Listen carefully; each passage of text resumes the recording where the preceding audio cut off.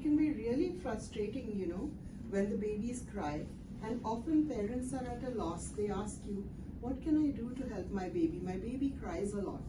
So let's see some of the few ways that we can calm a crying baby. So I know that you know a lot of ways already. And so let's start with, how would you help the mom? I would tell the mom to soothe the baby with a calm voice. Calm voice? Yeah. Yes. And I would also maybe help the baby, get the baby to be held, or maybe skin to skin would help. Skin to skin and holding the baby in the arms would help, yes. And then with skin to skin, we can use a pacifier as well. You can use a pacifier. Sometimes, when nothing works, a pacifier would help. You can swaddle the baby and then fall. Swaddle the baby, sometimes that helps to calm the baby. And then also we can check for if the cues, if baby's hungry. And Very good. Sometimes a hungry baby will not calm down unless it gets some milk. yes. That's super important. And also you can hold the baby upright to make the baby burp. Very good. You hit on the first point I was about to share. Excellent. So the common ways we know, check if baby's, hot, cold, diapers wet, dirty, and those things you can address first. Hungry baby. Yes. And let's talk about how we can help to prevent the baby from getting gassy, and if it does, what are the things you can do? So one of the things that you can definitely do is, after every feed, just hold the baby upright and burp the baby. You do not have to smack the baby. Just gentle pressure like this will help the baby to burp. So, give that, opportunity after every feed. Second is, if you think that your baby is gassy, look at the foods that you eat. So sometimes things like potatoes, peas could make the baby gassy. So check your diet. And then finally, if the baby is gassy, what you could do is you could hold the baby in this position. What this does is, it just presses the baby's tummy like here, and then the gas is released from either end. That can soothe your baby. And one more tip, it's called bicycling. So you just basically get the baby's legs, and just like the baby was riding a bicycle, you do that, and you're sort of pressing on the baby's tummy, and that can help to release the gas.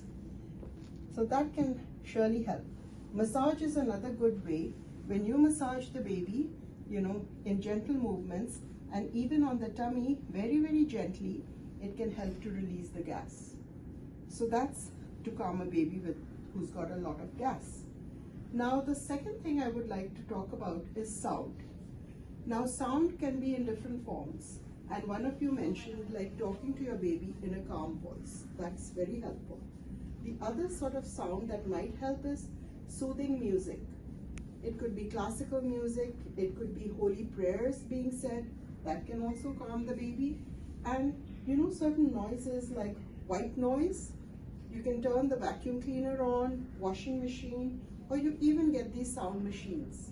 And those sound machines can sort of literally calm your baby. So whatever music works and calms your baby is what you try. Then the third way that I'd like to suggest is movement. And you all did touch on that too.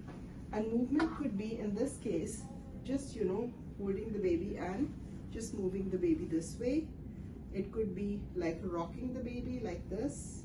And you also get these machines, you can put the baby and they just move in different directions, and the baby keeps getting these rocking movements and is so quiet after that. Another tip I would like to talk about is changing the energy of the room and the person. Now let's address both of them. If you're feeling stressed, tense, angry, anxious, upset, do not handle the baby. Put the baby down and simply walk away for a few minutes, calm yourself down and come back. But if you have somebody else with you, and that person is not as anxious as you are, you can give that baby to the other person, and that baby will calm down. that is a super powerful technique. If you find that when you place your baby in one room and the baby cries a lot, you could try moving the baby to a different room. So moving the baby from one room to the other is also helpful because the energy in the room affects the baby. And another room, the different room could have a different energy, and that can soothe your baby big time. And don't forget that, you know, if you've tried all these ways and your baby is still crying, there might be something else at play. And that could be, you know, some sort of illness, maybe an ear infection, maybe something else going on with the baby, and that could warrant medical attention. So I want to leave you with this last tip, that please take your baby to the doctor to check out if the baby has some other issues going on which need medical attention. I hope all this will help your little one to calm down.